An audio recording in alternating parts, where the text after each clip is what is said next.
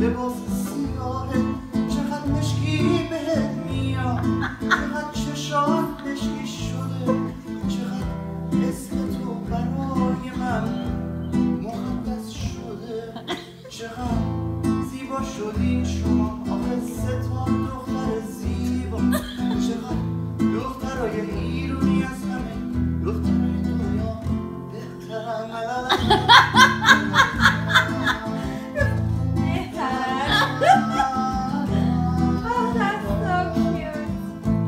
میخوام قربون اون انگوشتای پات بشم، از اون کفشای سیاه خوشگلت زده بیرون، چقدر ساق پات قشنگه، فکر کنم تازه شیف کردی، اگه دلت بخواد منم الان شیف بکنم. من هیچ جام امشب شیف نشده، بهت گفته باشم آماده باشی، از من هیچ انتظار نداشته باشی. افسون خانم من تشکر میکنم از اینکه اینجایی، انشالله که بهت این شب حسابی خوش بگذره.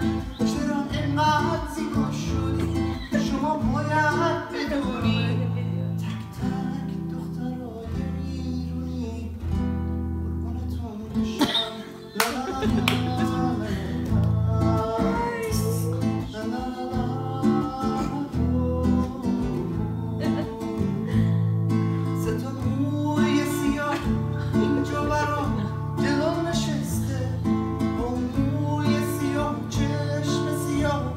لباس سیاه به جز رنگ شلوار لادن که سفیده، چرا اینقدر نامیزون امشب پوشیدی، اونم باید برام اینو سیاه